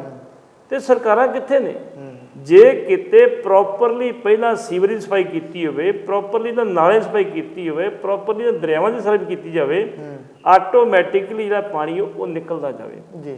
ਚਾਹੀਦਾ ਇਹ ਆ ਵੀ ਬਠਿੰਡਾ ਜਿਹੜਾ ਉਹ ਝੀਲਾਂ ਦਾ ਸ਼ਹਿਰ ਆ, ਚੰਗੀ ਗੱਲ ਆ, ਉੱਥੇ ਝੀਲਾਂ 'ਚ ਪਾਣੀ ਇਕੱਠਾ ਕੀਤਾ ਜਾਵੇ ਤਾਂ ਬਹੁਤ ਵਧੀਆ ਗੱਲ। ਝੀਲਾਂ ਕੋਈ ਹੈਗੀਆਂ, ਹਾਲ ਬਠਿੰਡੇ ਦਾ ਵੀ ਬੁਰਾ ਹੋਇਆ ਤੇ ਹਾਲ ਬਠਿੰਡੇ ਪਹਿਲਾਂ ਕਹਿੰਦਾ ਉੱਥੇ ਹਾਲ ਆ, ਹਾਲ ਥੋੜਾ ਆ। ਕੱਲ ਤੱਕ ਅਸੀਂ ਕਹਿ ਰਹੇ ਸੀ ਜੀ ਪਾਣੀ ਖਤਮ ਹੋ ਗਿਆ ਜੀ, ਥੱਲੇ ਮੁੱਕ ਜੂਗਾ, ਸੁੱਕ ਜੂਗਾ, ਬੜਾ ਕੁਝ ਕਹਿੰਦੇ ਹਾਂ।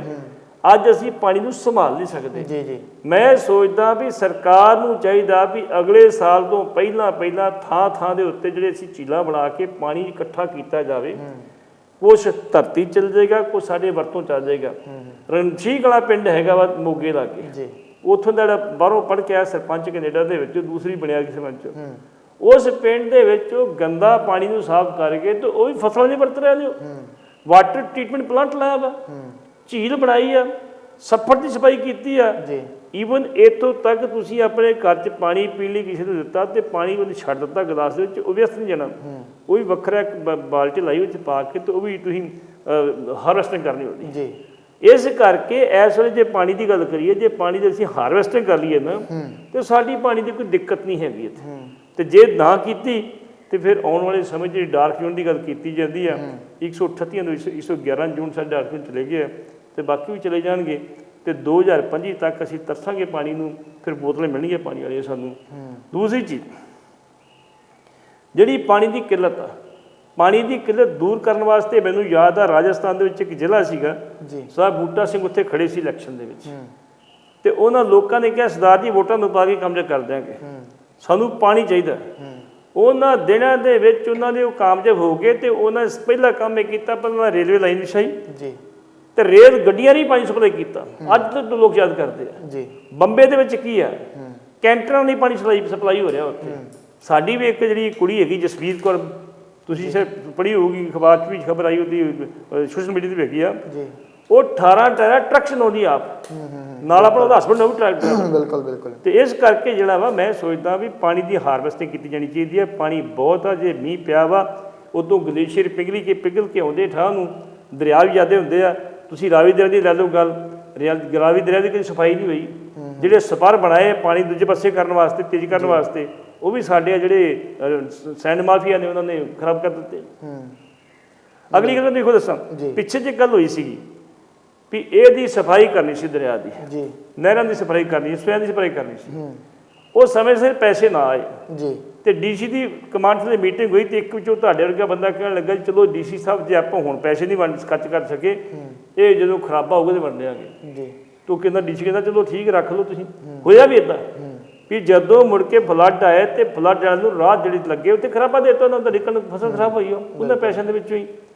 ਤੇ ਇਹ ਜਦੋਂ 1988 ਚ ਫਲੱਡ ਆਇਆ ਅਜਨਾਲੇ ਦੇ ਵਿੱਚ ਉਸ ਕਾਂਡ ਦੀ ਜਾਂਚ ਕਰਾ ਲਓ।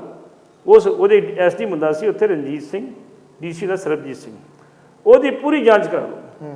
ਕਰੋੜਾਂ ਰੁਪਏ ਦਾ ਖਲਪਾ ਨਿਕਲੇਗਾ। ਮੈਂ ਸੋਚਦਾ ਵੀ ਜਿਹੜੇ ਸਾਡੀਆਂ ਨਦੀਆਂ ਨਾਲੇ ਸਾਫ਼ ਕਰਨ ਵਾਸਤੇ ਪੈਸੇ ਹੁੰਦੇ ਜੇ ਕਿਤੇ ਸਹੀ ਉਹਦੀ ਵਰਤੋਂ ਹੋ ਜੇ ਕਿ ਫਲੱਡ ਆਉਣ ਹੀ ਨਾ। ਬਿਲਕੁਲ ਭੱਟੀ ਸਾਹਿਬ, ਗੱਲ ਜੇ ਕਾਂਗਰਸ ਦੇ ਪ੍ਰਧਾਨਗੀ ਦੀ ਜੰਗ ਦੀ ਕਰੀਏ ਤਾਂ ਰਾਹੁਲ ਗਾਂਧੀ ਜਿਹੜੇ ਉਸ ਤੋਂ ਪਿੱਛੇ ਹਟ ਗਏ ਆ ਤੇ ਹੁਣ 7 ਉਮੀਦਵਾਰ ਜਿਹੜੇ ਆ ਉਹ ਲਾਈਨ ਦੇ ਵਿੱਚ ਲੱਗੇ ਆ, ਕਤਾਰ ਦੇ ਵਿੱਚ ਲੱਗੇ ਹੋਏ ਆ। ਉਹਨਾਂ ਦੇ ਵਿੱਚੋਂ ਕਿਹਨੂੰ ਪ੍ਰਧਾਨਗੀ ਮਿਲ ਸਕਦੀ ਆ ਤੇ ਕੌਣ ਤੁਹਾਨੂੰ ਲੱਗਦਾ ਕਿ ਪ੍ਰਮੁੱਖ ਦਾਅਵੇਦਾਰ ਹੈਗਾ ਆ ਤੇ ਕਿਹੜਾ ਜਿਹੜਾ ਵਿਅਕਤੀ ਆ ਉਸ ਨੂੰ ਜਿਹੜਾ ਕਾਂਗਰਸ ਦਾ ਨੈਸ਼ਨਲ ਪ੍ਰਧਾਨ ਜਿਹੜਾ ਉਹ ਲਾਇਆ ਜਾ ਸਕਦਾ? ਵੇਖੋ ਜੀ, ਇਹਨਾਂ ਦੇ ਵਿੱਚ ਸਭ ਤੋਂ ਜਿਹੜਾ ਗਾਂਧੀ ਪਰਿਵਾਰ ਦਾ ਵਿਸ਼ਵਾਸ ਪਾਤਰ ਉਹ ਸੁਸ਼ੀਲ ਸ਼ਿੰਦੇ ਜੀ, ਜਿਹੜਾ ਹੋਮ ਮਿਨਿਸਟਰ ਵੀ ਜੀ। ਇੱਕ ਕਾਂਸਟੇਬਲ ਭਰਤੀ ਹੋਇਆ ਸੀ, ਮੁੜ ਕੇ ਉਹ ਛੱਡ ਕੇ ਤੇ ਇਸ ਪਾਸੇ ਆ ਗਿਆ। ਜਿੱਥੇ ਕਾਂਸਟੇਬਲ ਹੋ ਭਰਤੀ ਹੋਇਆ ਸੀ ਉੱਥੇ ਡੀਜੀਪੀ ਮੁੜ ਕੇ ਲਾਉਣ ਲੱਗ ਪਿਆ ਆਪ ਜੀ। ਦੂਸਰੇ ਨਾਲ ਮਲਕ ਅਰਜਨ ਖੜਗੇ ਆ ਜਿਹੜਾ ਪਿਛਲੀ ਵਾਰੀ ਲੋਕ ਸਭਾ ਦੇ ਵਿੱਚ ਵਿਰੋਧੀ ਧਿਰ ਦਾ ਲੀਡਰ ਸੀਗਾ ਜੀ। ਅੱਗੇ ਹੈਗੇ ਆ ਮੁਕਲ ਮਨ ਸਿੰਘ, ਅੱਗੇ ਹੈਗੀ ਆ ਕੁਮਾਰੀ ਸ਼ੈਲਜਾ ਤੇ ਮੀਰਾ ਕੁਮਾਰ ਜੀ। ਇਹਨਾਂ ਦੀ ਪਛਾਣ ਹੈਗੀ ਆ ਤੇ ਜੇ ਤੇ ਇਹਨਾਂ ਦੇ ਵਿੱਚ ਬੰਦਾ ਲਾਇਆ ਪਿਆ ਅੱਧ ਖੜਦਾ ਤੇ ਫਿਰ ਤੇ ਸੁਸ਼ੀਲ ਸ਼ਿੰਦੇ ਦਾ 1 ਨੰਬਰ ਤੇ ਨਾ ਚੱਲਦਾ ਜੀ। ਜੇ ਦੂਜੇ ਪਾਸੇ ਨੌਜਵਾਨਾਂ ਚ ਲਾਇਆ ਜੋਤੀ ਰਾਜ ਸਿੰਧੀਆ ਹੋਇਆ, ਸਚਿਨ ਪਾਇਲਟ ਹੋਇਆ, ਇਹ ਓਬੀਸੀ ਚਿਹਰੇ ਵੀ ਹੈਗੇ ਆ, ਇਹਨਾਂ ਚੋਂ ਲਾਇਆ ਤੇ ਫਿਰ ਮੇਰੇ ਖਿਆਲ ਜੋਤੀ ਰਾਜ ਸਿੰਧੀਆ ਦਾ ਨਾਮ ਲੱਗ ਸਕਦਾ ਵਾ ਜੀ। ਲੇਕਿਨ ਇਸ ਵੇਲੇ ਸਥਿਤੀ ਜਿਹੜੀ ਆ ਉਹ ਸ਼ਿੰਦੇ ਦੀ ਮਜ਼ਬੂਤ ਆ। 18 ਦੀ ਮੀਟਿੰਗ ਸੀ ਉਹ ਪੋਸਟੋਂ ਕੇ 22 ਦੀ ਕਰ ਦਿੱਤੀ ਗਈ ਆ ਜੀ। 22 ਚ ਇਹਦੇ ਬਾਰੇ ਕੀ ਫੈਸਲਾ ਹੁੰਦਾ ਵਾ, ਉਮੀਦ ਹੈ ਫੈਸਲਾ ਹੋ ਜਾਏਗਾ ਕਿਉਂਕਿ ਗਾਂਧੀ ਪਰਿਵਾਰ ਹੀ ਚਾਹੁੰਦਾ ਵੀ ਇੱਕ ਵਾਰੀ ਜਿਹੜਾ ਵਾ ਗਾਂਧੀ ਪਰਿਵਾਰ ਤੋਂ ਬਾਹਰ ਜਿਹੜਾ ਵਾ ਉਹ ਕੋਈ ਪ੍ਰਧਾਨ ਬਣੇ, ਚੰਗੀ ਗੱਲ ਆ। ਲੇਕਿਨ ਗਾਂਧੀ ਪਰਿਵਾਰ ਦਾ ਗਲਬਾ ਜਿਹੜਾ ਕਾਂਗਰਸ ਤੇ ਉਸੇ ਤਰ੍ਹਾਂ ਬਣਿਆ ਰਹੇਗਾ ਜਿੱਦਾਂ ਪਹਿਲਾਂ ਸੀ ਜੀ। ਭੱਟੀ ਸਾਹਿਬ, ਮੇਰਾ ਅਖੀਰਲਾ ਸਵਾਲ ਇਹ ਆ ਕਿ ਬਾਦਲਾਂ ਨੇ ਫਿਰ ਹਰਿਆਣਾ ਦੇ ਵਿੱਚ ਜਾ ਕੇ ਸ਼ਿਰਕਤ ਕੀਤੀ ਆ ਅਰਜਨ ਚੌਟਾਲਾ ਦੀ ਮੰਗਣੀ ਦੇ ਵਿੱਚ। ਸਿਆਸੀ ਤੌਰ ਦੇ ਉੱਤੇ ਦੇਖੀਏ ਤਾਂ ਕਿਵੇਂ ਦੇਖ ਰਹੇ ਹੋ ਤੁਸੀਂ? ਅਕਤੂਬਰ ਦੇ ਵਿੱਚ ਇਲੈਕਸ਼ਨ ਆ, ਬੀਜੇਪੀ ਦੇ ਨਾਲ ਪੰਜਾਬ ਦੇ ਵਿੱਚ ਗੱਠਜੋੜ ਆ ਅਕਾਲੀ ਦਲ ਦਾ। ਉੱਥੇ ਗੱਲ ਕਰੀਏ ਜੇਕਰ ਹਰਿਆਣੇ ਦੇ ਵਿੱਚ ਤਾਂ ਚੌਟਾਲਿਆਂ ਦੇ ਨਾਲ ਵੀ ਕਾਫੀ ਨੇੜਤਾ ਜਿਹੜੀ ਆ ਉਹ ਹੈਗੀ ਆ। ਸੋ ਕਿਹੜੇ ਤਰੀਕੇ ਨਾਲ ਹੁਣ ਅਕਾਲੀ ਦਲ ਚੱਲ ਰਿਹਾ? ਕਿਉਂਕਿ ਥੋੜ੍ਹਾ ਜਿਹਾ ਇਹ ਚੀਜ਼ ਸਾਹਮਣੇ ਆ ਰਹੀ ਆ ਕਿਤੇ ਨਾ ਕਿਤੇ ਕਿ ਪੰਜਾਬ ਦੇ ਵਿੱਚ ਵੀ ਜਦੋਂ ਇਲੈਕਸ਼ਨ ਹੋਈ ਤਾਂ ਬੀਜੇਪੀ ਜਿਹੜੀ ਆ ਅਕਾਲੀਆਂ ਨਾਲੋਂ ਵੱਖ ਹੋ ਕੇ ਲੜੇਗੀ। ਇਹ ਸਿਰਫ ਕਿਆਸਾਂ ਹੀ ਆ ਜੀ। ਪੰਜਾਬ ਦੇ ਵਿੱਚ ਬੀਜੇਪੀ ਅਕਾਲੀਆਂ ਤੋਂ ਵੱਖ ਹੋ ਕੇ ਲੜੇਗੀ ਜਾਂ 50% ਸੀਟਾਂ ਲੈ ਕੇ ਲੜੇਗੀ, ਇਹ ਜੇ ਕਿਆਸਾਂ ਹੀ ਨੇ ਜੀ। ਬੀਜੇਪੀ ਨੇ ਉਦੋਂ ਵੱਖ ਹੋਣਾ ਜਦੋਂ ਉਹਨੂੰ ਉਹਦਾ ਬਦਲ ਕੋਈ ਵਧੀਆ ਲੱਭ ਗਿਆ। ਪਰ ਸੁਖਬੀਰ ਬਾਦਲ ਦੇ ਬਿਆਨਾਂ ਤੋਂ ਇਹ ਨਜ਼ਰ ਆ ਰਿਹਾ ਵਾ ਕਿ ਕਿਤੇ ਨਾ ਕਿਤੇ ਦਾਲ 'ਚ ਕੁਛ ਕਾਲਾ ਹੈਗਾ। ਮੈਂ ਤੁਹਾਨੂੰ ਜੀ, ਜੇ ਬਦਲ ਲੱਭ ਗਿਆ, ਬਿਆਨ ਚੱਲਦੇ ਰਹੇ ਨੇ ਕਿ ਜਦੋਂ ਵੀ ਕਿਤੇ ਸੱਤਾ ਤੋਂ ਬਾਹਰ ਹੁੰਦੇ ਬਾਦਲ, ਇਹਨਾਂ ਦੇ ਬਿਆਨ ਉਦੋਂ ਹੋਰ ਹੁੰਦੇ ਆ ਤੇ ਜਦੋਂ ਸੱਤਾ 'ਚ ਨਹੀਂ ਹੁੰਦੇ ਉਦੋਂ ਹੋਰ ਹੁੰਦੇ ਆ। ਜਦੋਂ 2005 'ਚ ਸੱਤਾ ਤੋਂ ਬਾਹਰ ਸੀਗਾ ਤੇ ਗਿਆਨੀ ਜੋਗਿੰਦਰ ਸਿੰਘ ਵਿਦਾਂਤੀ ਨੇ ਬਿਆਨ ਦਿੱਤਾ ਸੀਗਾ ਵੀ RSS ਜਿਹੜੀ ਉਹ ਸਿੱਖਾਂ ਦਾ ਅੰਤ ਨਾ ਲਵੇ, ਸਿੱਖਾਂ ਦੇ ਵਿੱਚ ਸਿਰ ਦੇਣ ਵਾਲੇ ਵੀ ਬੜੇ ਆ ਤੇ ਸਿਰ ਲੈਣ ਵਾਲੇ ਬੜੇ ਆ। ਤੇ ਜਦੋਂ 2007 ਵਿੱਚ ਸਰਕਾਰ ਬਣ ਗਈ ਸੀ ਕਿਸੇ ਮਾਮਲੇ ਨੂੰ ਲੈ ਕੇ ਤੇ ਮੈਨੂੰ ਯਾਦ ਆ ਸ਼ਾਇਦ 7 ਸਤੰਬਰ ਸੀਗਾ ਤੇ ਵਿਦਾਂਤੀ ਨੇ ਬਿਆਨ ਇਹ ਦਿੱਤਾ ਸੀਗਾ ਵੀ ਇਹ ਬਾਜ ਆਵੇ, ਸਾਡੇ ਧਾਰਮਿਕ ਮਾਮਲੇ ਦਖਲ ਨਾ ਕਰੇ ਸਾਡੇ ਮਾਮਲਿਆਂ ਦੇ ਵਿੱਚ। ਤੇ ਜੇ ਕਿਤੇ ਇਹਨੇ ਕੀਤੀ ਤੇ ਇਹ ਸਮਝਦੇ ਵੀ ਸਿੱਖਾਂ ਦੇ ਸਿਰ ਦੇਣ ਵਾਲੇ ਵੀ ਬੜੇ ਤੇ ਲੈਣ ਵਾਲੇ ਆ। ਤੇ 8 ਤਰੀਕ ਨੂੰ ਬਾਦਲ ਸਾਹਿਬ ਦਾ ਬਿਆਨ ਆ ਗਿਆ ਸੀ ਜੀ ਵੀ ਸਿੱਖ ਜਿਹੜੀ ਆ ਜਿਹੜੀ ਗਿਆ RS ਜਿਹੜੀ ਆ ਉਹ ਇੱਕ ਇਨਕਲਾਬੀ ਜਥੇਬੰਦੀ ਆ, ਧਾਰਮਿਕ ਜਥੇਬੰਦੀ ਆ, ਉਹਦੇ ਤੇ ਟਿੱਪਣੀ ਕਰਨ ਵਾਲਾ ਦੇਸ਼ ਧਰੋਹੂ ਤੇ ਜਿਹੇ ਨੂੰ ਗੱਲ ਨਹੀਂ ਸੀ ਆਈ। ਇਹ ਕਰਕੇ ਇਹਨਾਂ ਬਿਆਨਾਂ ਦੀ ਪਰਵਾਹ ਨਾ ਕਰੀਏ। ਅੱਜ ਇਹ ਬਾਹਰ ਨੇ ਬਾਦਲ ਜਿਹੜੇ ਸੱਤਾ ਤੋਂ ਕੁਝ ਹੀ ਬਿਆਨ ਦੇ ਸਕਦੇ ਆ, ਜੋ ਸੱਤਾ 'ਚ ਹੁੰਦੇ ਉਹ ਸਭ ਕੁਝ ਭੁੱਲ ਜਾਂਦੇ ਆ। ਰਹੀ ਗੱਲ ਅਰਜਨ ਚੌਟਾਲਾ ਦੀ, ਅਰਜਨ ਚੌਟਾਲਾ ਜਿਹੜਾ ਓਮ ਪ੍ਰਕਾਸ਼ ਚੌਟਾਲੇ ਦਾ ਪੋਤਰਾ ਤੇ ਦੇਵੀ ਲਾਲ ਦਾ ਪੜਪੋਤਾ ਵਾ। ਅਰਜਨ ਚੌਟਾਲੇ ਦੀ ਮੰਗਣੀ ਸੀ, ਉਹਦੀ ਮੰਗਣੀ ਦੇ ਉੱਤੇ ਓਮ ਪ੍ਰਕਾਸ਼ ਚੌਟਾਲੇ ਨੂੰ ਜਿਹੜਾ JBT ਦੇ ਜਿਹੜੇ ਘਪਲੇ ਦੇ ਵਿੱਚ ਭਰਤੀ ਘਪਲੇ 'ਚ ਜੇਲ੍ਹ 'ਚ ਬੰਦ ਆ, ਉਹਨੂੰ ਉਹਦੇ ਵਿੱਚ 1 ਹਫ਼ਤੇ ਦੀ ਪਰੋਲ ਮਿਲੀ ਜੀ। ਜਦੋਂ ਇਹਨਾਂ ਦਾ ਪਹਿਲਾ ਝਗੜਾ ਪਿਆ ਸੀਗਾ ਉਦੋਂ ਚੌਟਾਲਿਆਂ ਨੇ ਕਿਹਾ ਸੀ ਸਾਡਾ ਸਮਝੌਤਾ ਕਰਾ ਦਿਓ ਤੇ ਬਾਦਲ ਸਾਹਿਬ ਨੇ ਕਹਿ ਦਿੱਤਾ ਜੀ ਮੇਰੀ ਸਿਹਤ ਠੀਕ ਨਹੀਂ ਕੱਕਾ ਜੀ, ਮੈਂ ਨਹੀਂ ਆ ਸਕਦਾ। ਹੁਣ ਉਹਦੇ ਅਰਜਨ ਚਟਾਲੇ ਦੇ ਉੱਤੇ ਜਿਹੜਾ ਸੀ ਇਹ ਸੁਖਬੀਰ ਸਿੰਘ ਬਾਦਲ ਵੀ ਗਿਆ, ਵੱਡੇ ਬਾਦਲ ਸਾਹਿਬ ਵੀ ਗਏ ਆ, ਇਹ ਜਾ ਕੇ ਉੱਥੇ ਨੂੰ ਵਧਾਈਆਂ ਦੇ ਕੇ ਜੱਫੀਆਂ ਵੀ ਪਾ ਕੇ ਆਇਆ। ਦੂਜੇ ਪਾਸੇ ਪਹਿਲੀ ਵੇਰੀ ਹਰਿਆਣੇ ਦੇ ਵਿੱਚ ਐਤਕੀ ਜਿਹੜਾ ਅਕਾਲੀ ਦਾ ਲਾਭ ਉਹ ਚਟਾਲਿਆਂ ਨੂੰ ਛੱਡ ਕੇ ਬੀਜੇਪੀ ਨਾਲ ਇਲੈਕਸ਼ਨ ਲੜੇ, ਪਹਿਲੀ ਵਾਰ ਲੜੇ। ਅਜੇ ਇਹਨਾਂ ਦੀ ਕੱਲ ਕੀ ਗੱਲਬਾਤ ਹੋਈ ਆ, ਕੀ ਨਹੀਂ ਹੋਈ, ਉਹ ਤੇ ਬਾਅਦ ਚ ਸਾਹਮਣੇ ਆ ਜਾਏਗਾ। ਜਿਹੜੀ ਬੀਜੇਪੀ ਜਿਹੜੀ ਕਹਿੰਦੀ ਹੁੰਦੀ ਸੀ ਵੀ ਚਟਾਲੇ ਜਿਹੜੇ ਆ ਇਹ ਬਿਲਕੁਲ ਅਸੀਂ ਸਮਝੌਤਾ ਨਹੀਂ ਕਰਾਂਗੇ, ਸਾਡੇ ਦੋ ਲਾਈਨਾਂ ਤਰ੍ਹਾਂ ਨਹੀਂ ਮੇਲ ਨਹੀਂ ਖਾ ਸਕਦੇ, ਤੇ ਚਟਾਲੇ ਦਾ ਪੁੱਤਰ ਜਿਹੜਾ ਸੀ ਇੱਕ ਜਿਹਨੇ ਉਹ ਬਣਾਈ ਉਹ ਜਨਤਾ ਪਾਰਟੀ, ਉਹ ਬੀਜੇਪੀ ਨਾਲ ਇਲੈਕਸ਼ਨ ਲੜਿਆ ਇਹਦੇ ਵਿੱਚ ਲੋਕ ਸਭਾ ਦੇ ਵਿੱਚ। ਇਸ ਕਰਕੇ ਇਹ ਜੇ ਸਾਹਮਣੇ ਨਹੀਂ ਆਇਆ, ਲੇਕਿਨ ਸਾਰੇ ਉੱਥੇ ਹਾਜ਼ਰ ਸਨ। ਪੁਰਾਣੀ ਸਾਂਝ ਆ, ਸਾਂਝ ਇੱਕ ਵੱਖਰੀ ਗੱਲ, ਸਿਆਸਤ ਇੱਕ ਵੱਖਰੀ ਗੱਲ। ਬਾਦਲ ਸਾਹਿਬ ਨੇ ਜਿਹੜੀ ਸੀ ਆਪਣੀ ਦੇਵੀਦਾਲ ਦੀ ਸਾਂਝ ਪਗਾਈ ਹੈ, ਬੜੀ ਚੰਗੀ ਗੱਲ ਹੈ ਜੀ। ਜੀ ਸੋ ਬਿਲਕੁਲ ਪ੍ਰੋਗਰਾਮ ਕਰੰਟ ਅਫੇਅਰਸ ਦੇ ਵਿੱਚ ਇਸ ਸਨ ਸੀਨੀਅਰ ਪੱਤਰਕਾਰ ਸਰਦਾਰ ਜਸਵੀਰ ਸਿੰਘ ਜੀ ਪੱਟੀ, ਜਿਨ੍ਹਾਂ ਦੇ ਨਾਲ ਅਸੀਂ ਰੋਜ਼ ਹੀ ਖਬਰਾਂ ਦੇ ਉੱਤੇ ਚਰਚਾ ਕਰਦੇ ਹਾਂ, ਤੇ ਉਹ ਖਬਰਾਂ ਅਸੀਂ ਕੱਢ ਕੇ ਲੈ ਕੇ ਆਉਂਦੇ ਹਾਂ ਜਿਹੜੀਆਂ ਬੜੀਆਂ ਅਹਿਮ ਨੇ, ਬੜੀਆਂ ਜ਼ਰੂਰੀ ਨੇ, ਜਿਨ੍ਹਾਂ ਦੀ ਡੂੰਘਾਈ ਦੇ ਵਿੱਚ ਜਾ ਕੇ ਜਿਹੜੀ ਆ ਉਹ ਗੱਲਬਾਤ ਕੀਤੀ ਜਾਵੇ ਤਾਂ ਉਹ ਚੁੱਕੀ ਨਿਕਲ ਕੇ ਆਉਂਦਾ ਹੈ। ਸਾਡੀ ਕੋਸ਼ਿਸ਼ ਹਮੇਸ਼ਾ ਹੀ ਹੁੰਦੀ ਆ। ਸੋ ਅੱਜ ਦੇ ਪ੍ਰੋਗਰਾਮ ਦਾ ਸਮਾਂ ਜਿਹੜਾ ਉਹ ਇੱਥੇ ਹੀ ਸਮਾਪਤ ਹੁੰਦਾ ਆ। ਤੁਹਾਡੇ ਤੋਂ ਆਗਿਆ ਚਾਹੁੰਦੇ ਹਾਂ, ਇੱਥੇ ਬੁਲਾਉਂਦੇ ਹਾਂ। ਫਤਿਹ। ਵਾਹਿਗੁਰੂ ਜੀ ਕਾ ਖਾਲਸਾ, ਵਾਹਿਗੁਰੂ ਜੀ ਕੀ ਫਤਿਹ।